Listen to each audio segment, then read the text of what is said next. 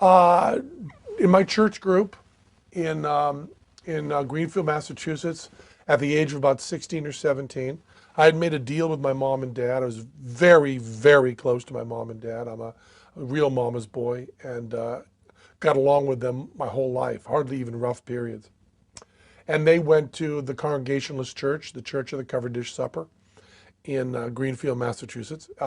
Massachusetts is an old enough state that you could not charter a town without having a Congregationalist church.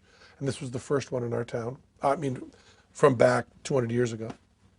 And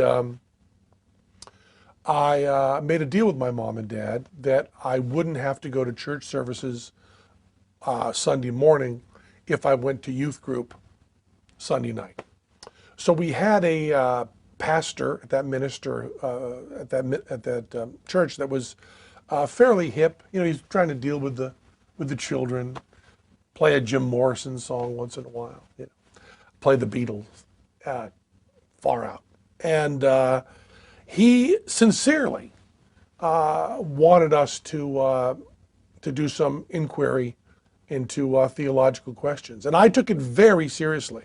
I may have been the only one in the youth group that did take it seriously.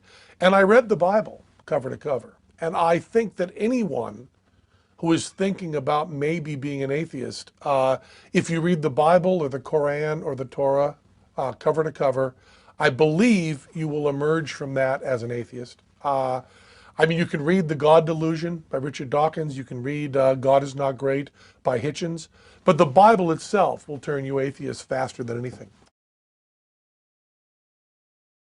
I think because what we get told about the Bible is a lot of picking and choosing.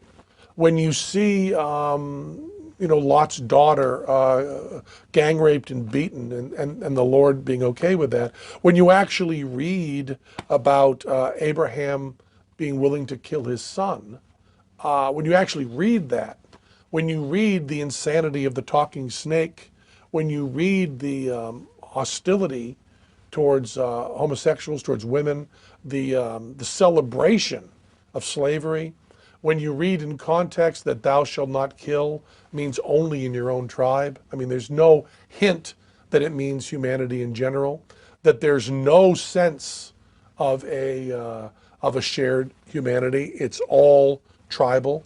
When you see a God that is jealous and insecure, when you see that there's contradictions that show that it was clearly written hundreds of years after the supposed fact and full of contradictions, I think that anybody, you know, it's like reading the Constitution of the United States of America.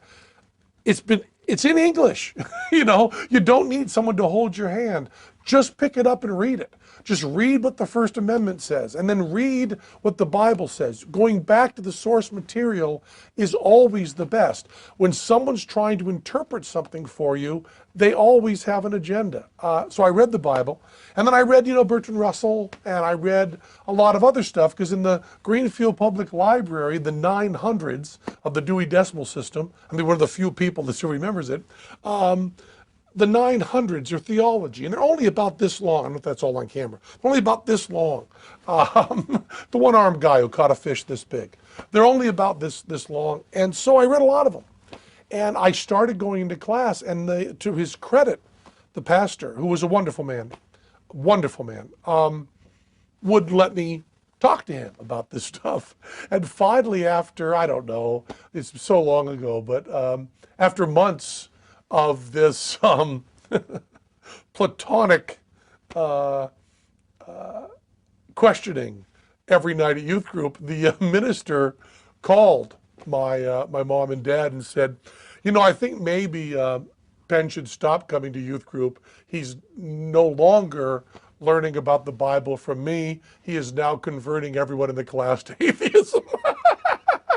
So I was asked to leave, very politely, very nicely, youth group. And then with the help of Martin Mull, Randy Newman, Frank Zappa, the idea that these three men were out of the closet atheists was so inspiring to me and so important to me. And reading interviews with somebody. And I remember being somebody in a religious, and I'm not a religious community like whack jobs, but you know, in a community where most everyone was Christian, having those people in interviews say the simple sentence, "There is no God," meant the world to me, and gave me joy, and gave me passion, and gave me love, and gave me confidence. And I think the first time I was interviewed, as presumptuous as this seems, and please forgive me, I remembered Frank Zappa's interviews, and I wanted to give a chance for someone else reading that to not feel they were alone. Now that's less important now. I mean, the population of atheists in this country is going through the roof. I mean, I'm now on the side that's winning. You know, it's over 20% by some polls. I believe if you counted atheism as a religion, it's the fastest growing religion in the history of the United States of America. So now I'm on the team that's winning, which is an uncomfortable position for me. But back, you know, 30 years ago, 40 years ago, it still felt like it meant something. You know, we're several years behind gay rights, but we're following a much faster path at acceptance.